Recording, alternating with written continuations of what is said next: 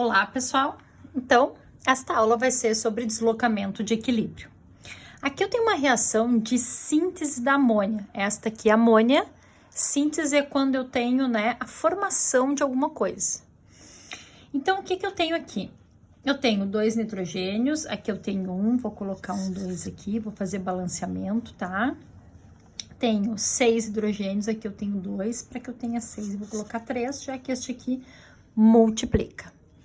Bom, considerando que isso aqui, que o ΔH seja negativo, tá? Que essa reação seja exotérmica, porque o ΔH é negativo. Quando eu tenho o ΔH positivo, ela é endotérmica. Quando eu tenho negativo, é exotérmica, certo? Bom, o que eu tenho aqui? A gente tá falando de deslocamento do equilíbrio. Esta reação, ela tá em equilíbrio, tá? Esta setinha aqui, ela indica isso aqui. Uma que é a reação reversível e que ela atingiu um equilíbrio. Mas se eu quero deslocar esse equilíbrio, eu posso fazer 3 coisas. A primeira dela refere-se às concentrações. Concentração. A outra é pressão no sistema. E depois temperatura.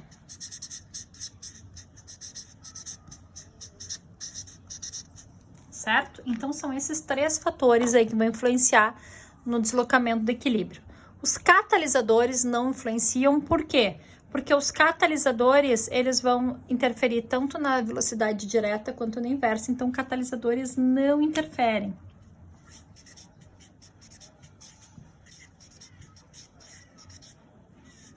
Não interfere, tá? Bom, na reação de equilíbrio, eu vou chamar essa reação que é a de formação da esquerda para a direita de reação direta. E essa eu vou chamar de reação inversa. Certo? Então, nesta reação, eu tenho a reação direta, que vai da esquerda para a direita, e a inversa da direita para a esquerda. Na reação direta, eu tenho uma reação exotérmica. O que acontece nessa reação? Vou pegar uma outra folha aqui para ficar mais claro, tá? Então, eu tenho lá. Vou reescrever, tá? N2 mais H2, NH3, vamos colocar o 2 e o 3, tá? Considerando um ΔH menor que 0, ou seja, negativo.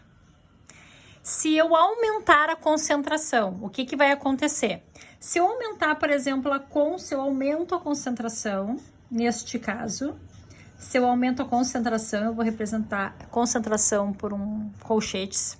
Se eu aumento a concentração de N2, ó, se eu aumentar a concentração de N2, o que vai acontecer? Sempre que eu aumento de um lado, vai deslocar para o outro. O que significa deslocar? Vai favorecer a formação do NH3, por exemplo, tá? Então, se eu aumento a concentração, ele vai deslocar para a direita. Desloca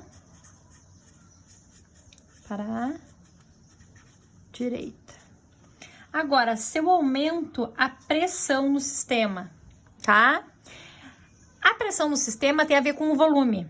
Vamos considerar que aqui eu tenho, aonde eu tenho o meu coeficiente aqui, eu vou considerar volume. Aqui eu tenho 1 volume, aqui eu tenho 3 volumes, aqui eu tenho 2 volumes. Esse número da frente aqui. Então, do lado esquerdo eu tenho 4 volumes e do lado direito eu tenho 2 volumes. Isso para gases, tá?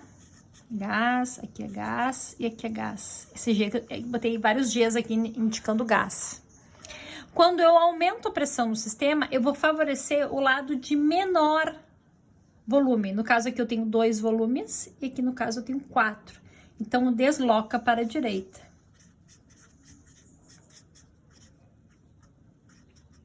Para a direita. Por quê? Porque aqui tem menor volume. Agora, por último, a temperatura. Quando eu aumento a temperatura. Se eu aumentar a temperatura, vai favorecer o lado endotérmico. Só que o lado da esquerda para a direita é o exotérmico.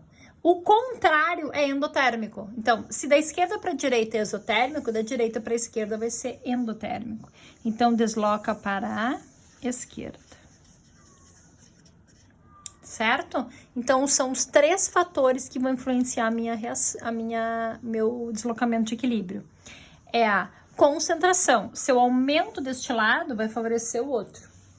Se eu aumento deste, vai para a direita o equilíbrio. A pressão, eu vou sempre que eu aumentar a pressão, vai favorecer para os lados com menor volume, no caso aqui.